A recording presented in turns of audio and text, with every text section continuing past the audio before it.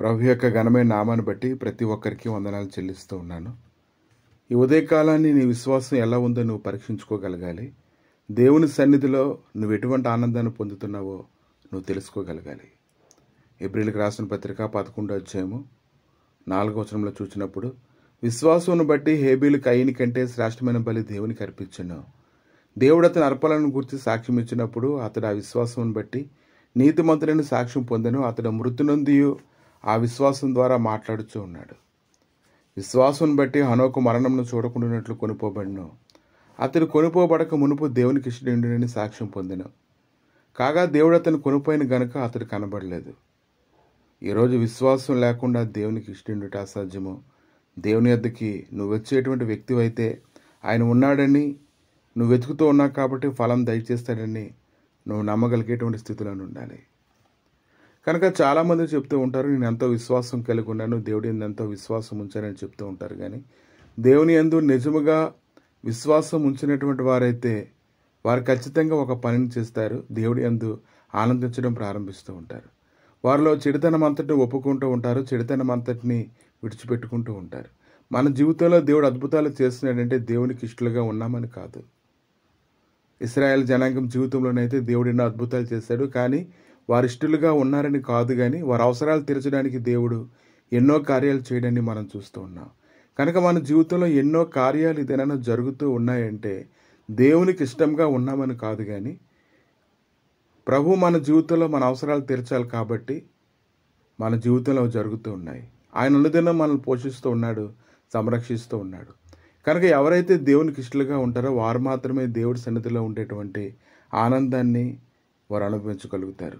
April రాసిన పత్రిక 11వ అధ్యాయం 7వ వచనంలో, విశ్వాసమును బట్టి నోవహు అది వరకు చూడని సంగతులను గూర్చి దేవుని చేత హెచ్చరింపబడి భయభక్తులు గలవాడే తన ఇంటి వారి రక్షణ కొరకు ఒక ఓడను సిద్ధం చేస్తును. అందువల్ల అతడు లోకం మీద నేరస్థాపన చేసి విశ్వాసమును బట్టి కలుగు నీతికి వారసుడాయను. నోవహు ఓడను తయారు చేసేటువంటి దానికి చాలా సమయం పట్టింది, చాలా సంవత్సరాలే పట్టాయి. కానీ అనుదినం అతడు దేవుడి స్వరాన్ని విన్నాడు. ప్రభు తనకు నడిపించినట్లుగా దేవుని యొక్క తీర్పులోంచి తప్పించుకోవడానికి అతడు దేవుడి సన్నిధిలో నమ్మకంగా ఉన్నాడు. నువ్వు నిజంగా విశ్వాసం కలిగినటువంటి వ్యక్తివైతే మొట్టమొదట దేవునితో నీ యొక్క సహవాసం అనుదినము కొనసాగుతూ ఉండాలి. దాని యందు ఆనందిస్తూ ఉండాలి. గద్దించినప్పుడు హెచ్చరించినప్పుడు లోబడ్డానికి నువ్వు ఇష్టపడాలి. అబ్రహాం అయితే పిలువబడినప్పుడు విశ్వాసం బట్టి ఆ పిలుపునకు లోబడి తన శ్వాసముగా పొందనిన్న ప్రదేశమునకు బయలువెళ్ళాను. మరి ఎక్కడికి వెళ్ళవల్లో అది ఎరుగక బయలు వెళ్ళాడు.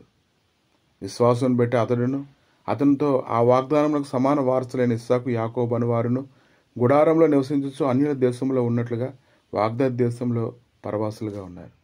కనుక ఈరోజు నీకు విశ్వాసం మండుతూ ఉండాలి. ఏప్రిల్ రాసిన పత్రిక 11వ అధ్యాయం 30వ వచనంలో, విశ్వాసమును బట్టి 7 దినముల వరకు ప్రదక్షిణం చేయబడిన తర్వాత ఎరుక గోడలు కూలెను.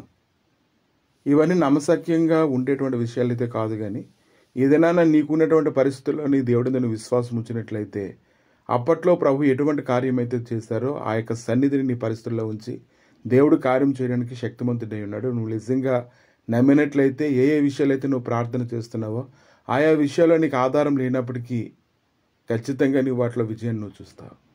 ప్రభు మీ దయగలిగిన హస్తాలకు అప్పగించి ప్రార్థన చేసుకుంటుండగా నీ సన్నిధి సమాధానం ఏదైనా వాక్యం ఉంటున్నటువంటి వారు అందరి జీవితాల్లో ప్రభునైనా కుమరించబడినట్లుగా సాయం దయచేయండి.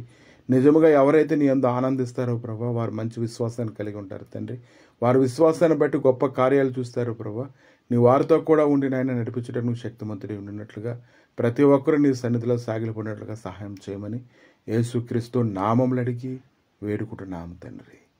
ఆమేన్.